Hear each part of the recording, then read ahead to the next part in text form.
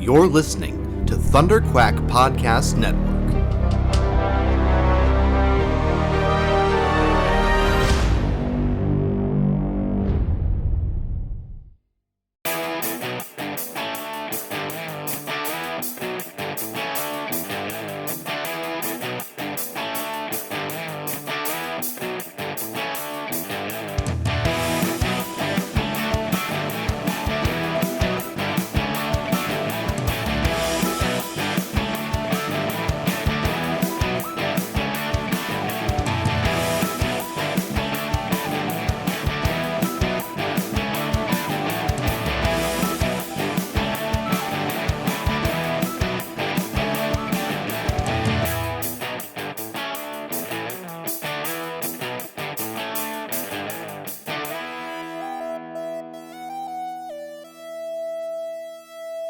I guess we do an irregularly scheduled first, right?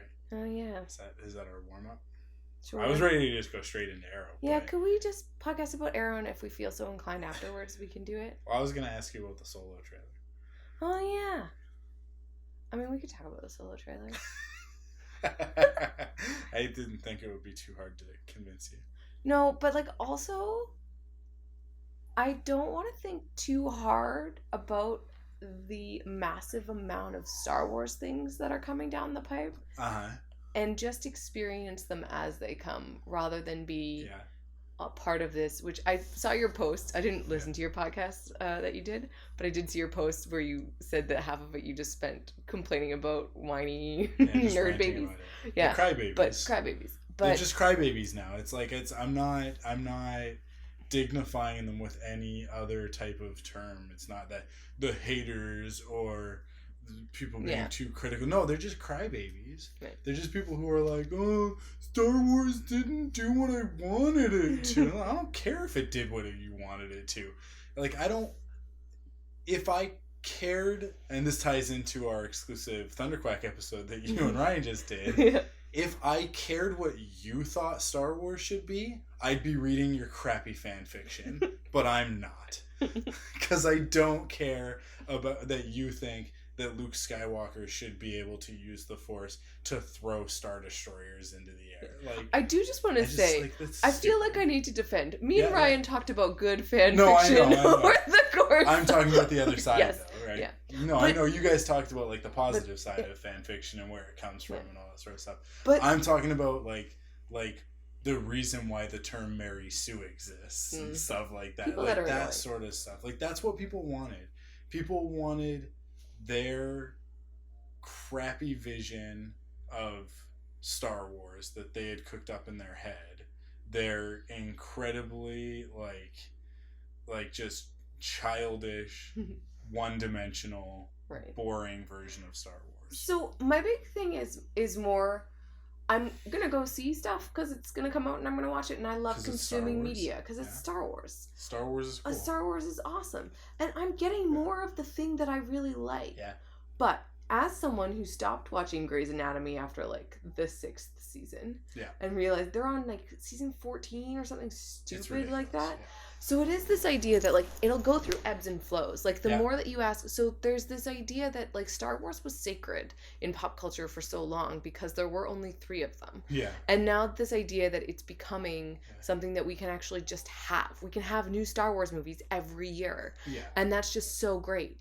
I don't think we deserve new Star Wars movies every year, and I don't think necessarily that it's that it's going to have the same reverence, because when you get something more, it changes what it is, which is totally fine. That's my big thing that I come out of it is I'm fine with that. Yeah. And the idea that I'll just watch it until I don't want to watch it anymore, which I doubt will happen for me personally, because I will enjoy Star Wars no matter what. Does it have a spaceship? Is there a laser blaster? Yeah. I'm down. Yeah. I'm there. Yeah. No, the thing is that Star Wars was never sacred. That's the big lie. Is Christmas special. Exactly. Right? Which is the next year. Yeah. Right? Yeah. 1977, Star Wars comes out. 1978, the Christmas special. Right. Right? Yeah, or maybe maybe it is 77, like Christmas of 77, but it was sometime immediately. Before Empire was even announced, the Christmas special happens, and immediately there's Star Wars merchandise wall to wall, and it's everywhere, and it's a marketing machine, and Fox is just milking it for every penny they can get out of it.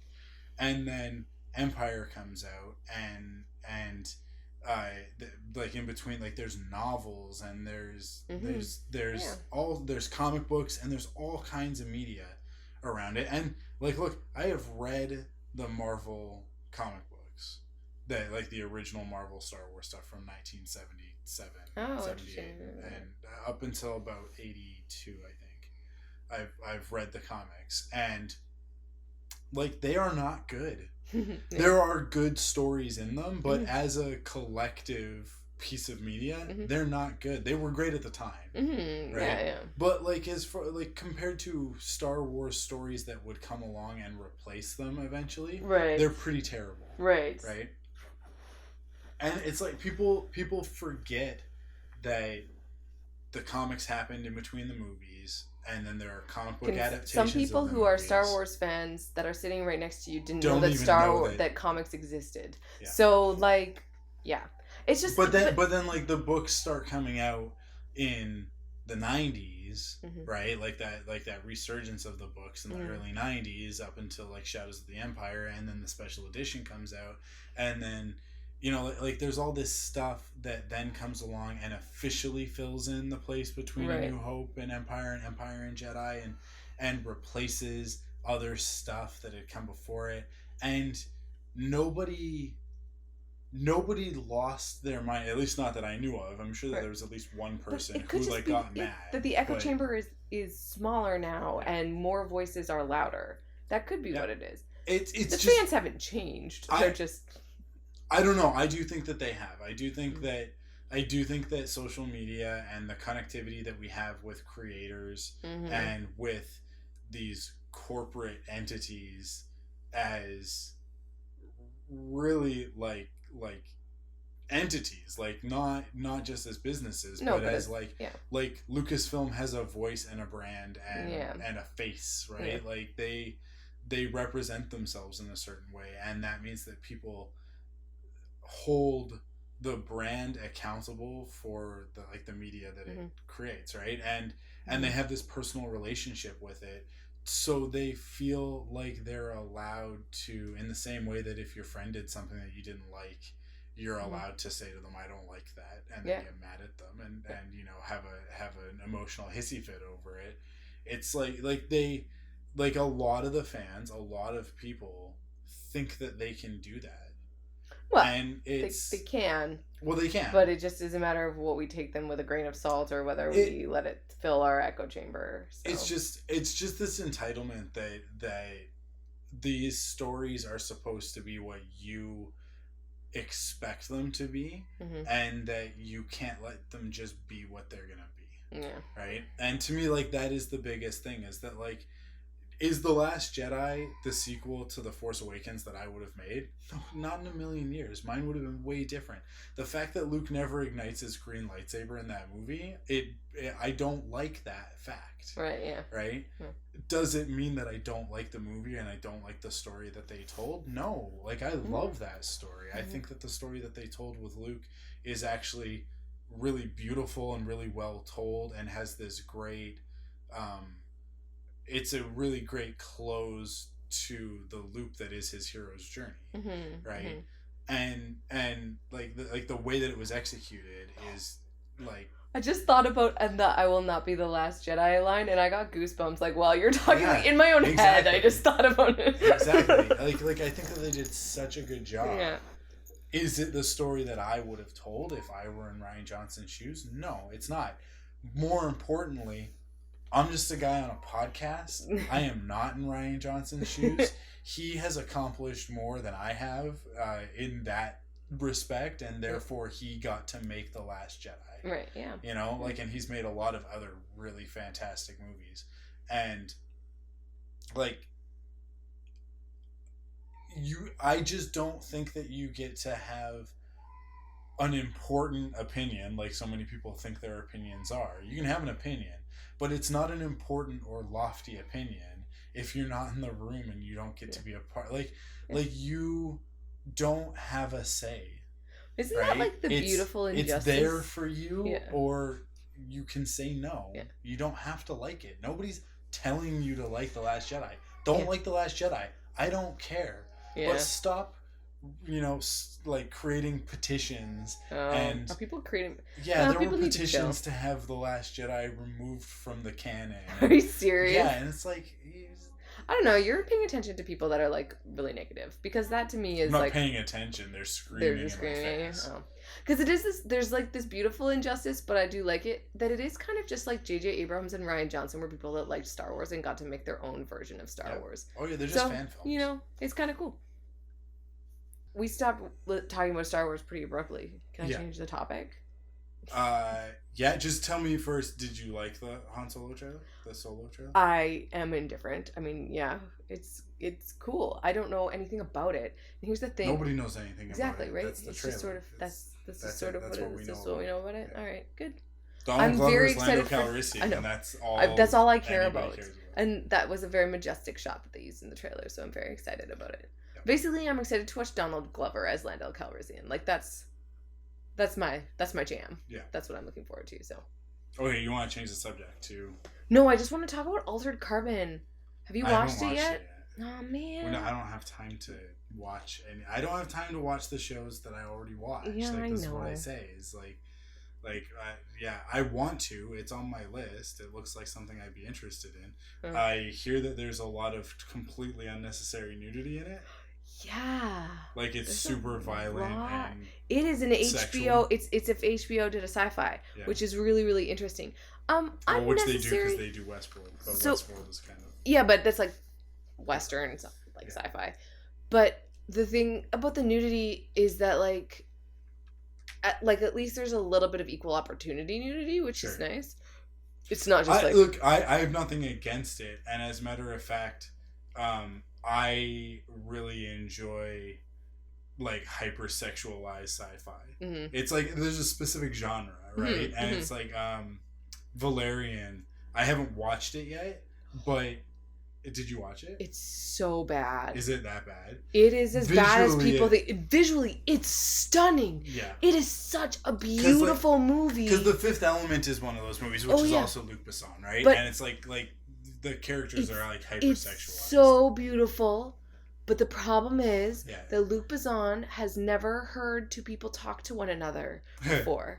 So that's the only explanation for that movie. Because The Fifth Element, the great thing about that movie is the dialogue. He probably didn't get free reign on it or something. I don't know what it is. Or it's that it's basically the lead woman is not a real person. Like the chemistry between them is not, there isn't any. Yeah. And all the dialogue sucks. Okay, so to give you context, in the comics, she's not a fully fleshed out character either. Well, so that's the problem. He didn't do anything to make her one. And the problem is it tries to sort of make her because she's more bankable than he is, like the stars, like the people that they got. She's intensely more watchable on screen than he is. Yeah. So they got into the problem where he's actually very, very uninteresting to watch. And so it's just nothing really interesting is happening. The story's really cool. The casting is very weird. It's so weird. For that comic, because that comic, it's much more... Valerian should be a much more... standard action hero. Yeah, and it's not. They don't do that. Yeah, more standard action heroine. And the thing is that actually I didn't get sexy from it at all. I don't think that's not. But the trailers made it seem like it did, and that's one of the problems too. It's not actually as whatever. Okay. There's problems with it. But so Altered Carbon, I'm glad to hear that somebody is, because it was in it. Did you see Blade Runner? No. So Blade Runner has some moments in it that are also very hypersexual, because he's Ryan Gosling's character is a replicant, right? Oh, I didn't know that. Yeah, this isn't a spoiler. It's the concept established early in the movie. He's a replicant, and he has an AI girlfriend that he purchased. Interesting. Right? And she's this like idealized, right? And so there were a lot of people who were really up in arms about it because it was 2017, and you know, if anything is ever seen as offensive to somebody, then everybody has to. Yeah. There need to be petitions. Everybody sign a petition about it. They, of course, people totally miss the point, which is that, like, he's an artificial human being. And he's ostracized and separate from everybody else. So the only companionship he can have, is legally is an artificial intelligence. And so he has this hologram artificial intelligence girlfriend that he is in love with, and that is programmed to be in love with him, or at least simulate it. And so throughout the movie, you're wondering, like, but is it real? Right. Because like he's kind of questioning, but like, is it real? And then it's kind of like, does it matter if it's real? If it feels real? Like, and so you're going through this whole thing, and then at a certain point you encounter basically the advertisement for this product that he is in love with. Interesting. And the advertisement isn't the same. Like the advertisement is like blank, right? Right. So it is saying things that are just like purchase me, and I'll do whatever you want, right? And it's like this like 30-story tall hologram of the same person, and she's naked, and it's like ridiculously sexual. But the point of that is to show how alone he is, and like how desolate this future is, and like we create these artificial human beings, and then tell them not to have emotions and feelings that they're not supposed to, even though they do, right? Which definitely like harkens back to the original Blade Runner, and it's like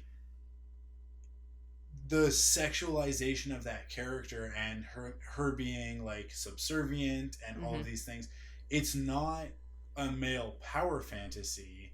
It's commentary on the male power fantasy, right? And it's like, well, also being a little bit of a male power. It absolutely does that, right? Course, because that's what it's trying to do. That's what it's trying to get across. Yeah. But it's not doing it in the way that back in the 80s or the 90s it would have done it, which was absolutely just to be that. Right. Yeah. Right? Like just to get guys to go to the movie and enjoy it, right? Yeah.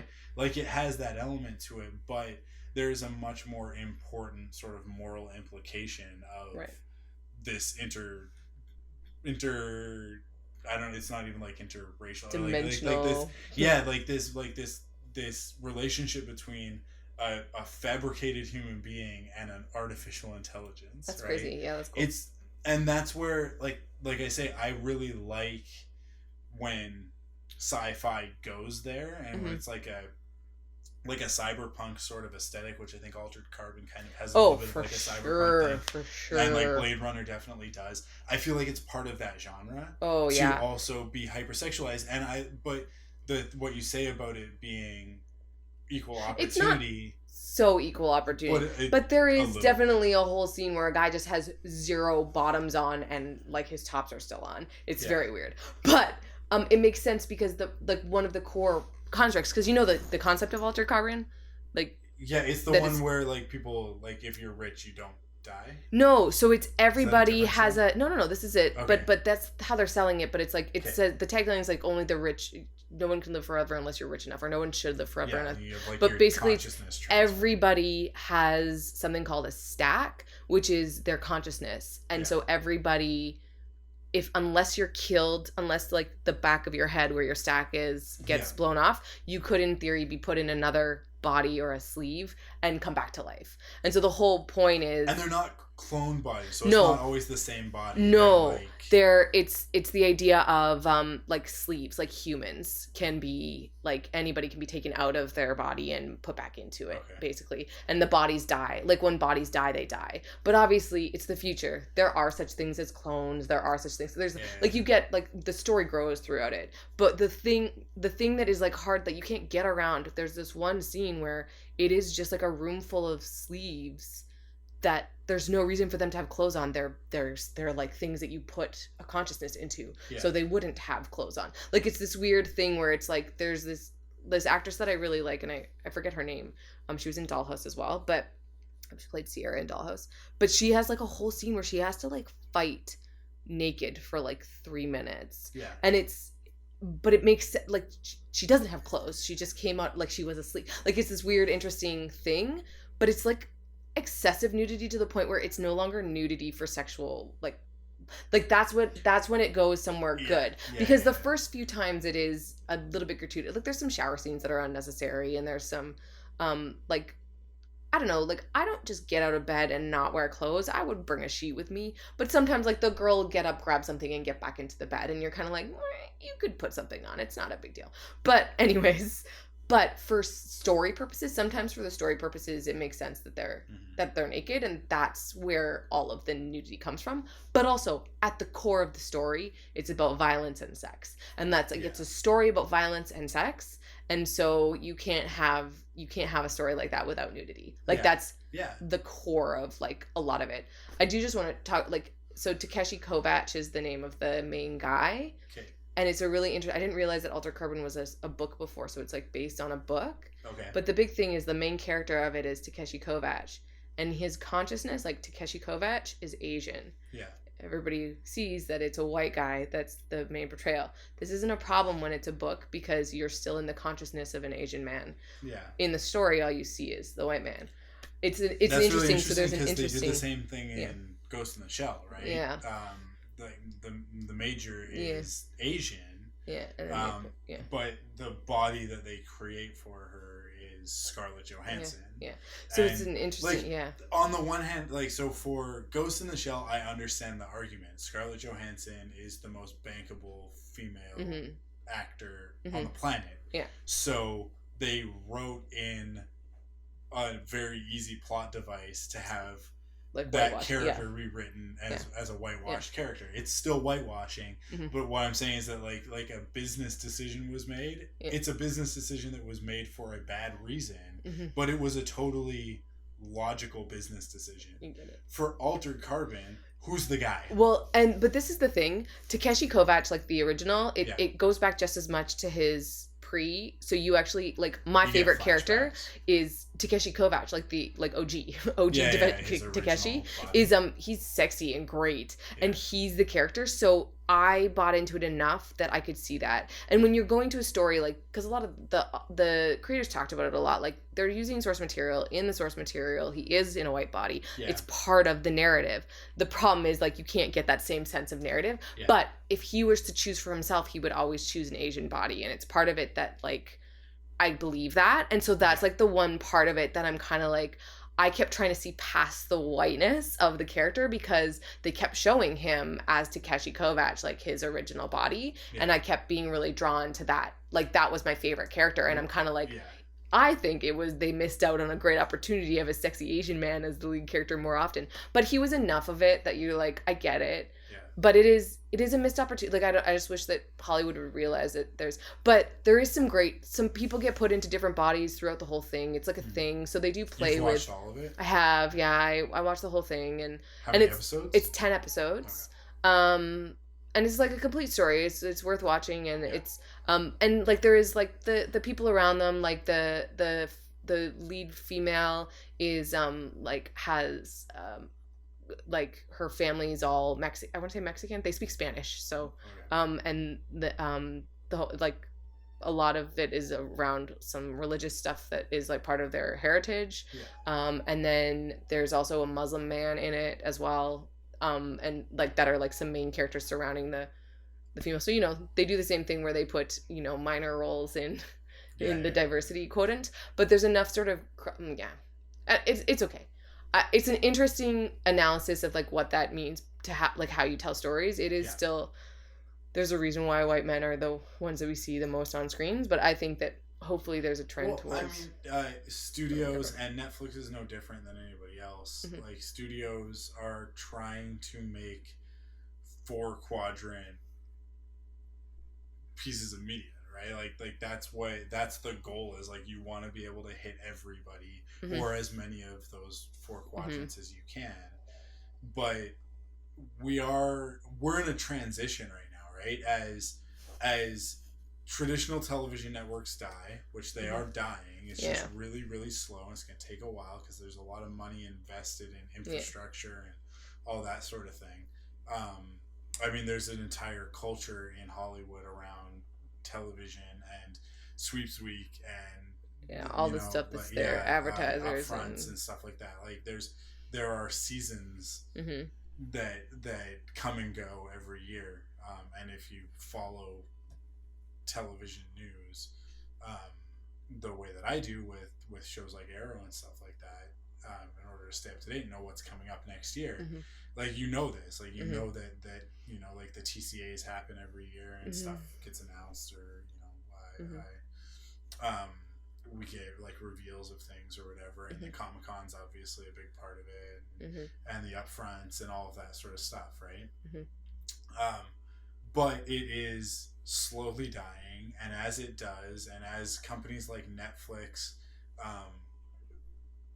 gain momentum and power and influence, that four quadrant thinking, I think, is going to start to go away, because like you look at what Netflix produces and how much they produce, and they can afford to do something that is niche, which is cool, like everybody's just paying $10 a month or however much it is, $12 a month, and if they create a corner of Netflix that's for you, like I don't watch any of the anime on Netflix, right? There's a ton of it, right? I watch a couple documentaries, but there are tons of documentaries on Netflix, and people who are documentary junkies, that's what they watch, everything they want, but like you and I, like we're watching genre television, but there's also actually a fair amount of just straight drama, like Bloodline and Narcos and stuff like that, like that I am interested in, but I don't watch because I'm too busy watching things with dragons and spaceships, right? Exactly. Everybody can kind of find their niche, and as that niche culture becomes more bankable, we'll start to see those quadrants break away. And as the quadrants break away, I think that genre television will go back to what it was probably in like the early 90s, to where it can be a little bit more bold and a little bit more out there. And it's like Black Lightning, I think, is a really good example of the CW and Netflix, because it's I'm pretty sure it's a co-production, like Riverdale and Dynasty are as well. That they can look at stuff like that and they can bank on that, and they can go, okay, cool, we can have a majority African American superhero TV show. People will be interested in that. It can be about, I haven't watched Black Lightning yet, but I know that like there are aspects of it that are about that culture, and it's like Luke Cage was as well, right? Like Luke Cage was like, and that's why Luke Cage is my favorite of the Marvel Netflix so far, because the other Marvel Netflix shows, while they are good, Daredevil is great, and Jessica Jones is fantastic. Jessica Jones kind of is also about something as well, but like Luke Cage, sort of when it came and what it was about, and the idea of a bulletproof black man. It's like a I guess that was 2016 when that came out. And like the hoodie and they're all about of that imagery something, and stuff like that. Like there was like it had a message, and that to me was like, it was so cool that show, a superhero show that I would have watched anyways, because it's a superhero show. It's part of the MCU. It's a kind of tertiarily connected to the MCU. They took that opportunity to go, here's a perspective that you, the key demographic in that sort of four quadrant makeup, like you will watch it and you're gonna get a different view of what the world is like through this lens of genre television. And we talk about it all the time. That's the point of science fiction and fantasy. Is exactly. We're gonna sell you with the dragons, but we're actually gonna teach you about morals, right?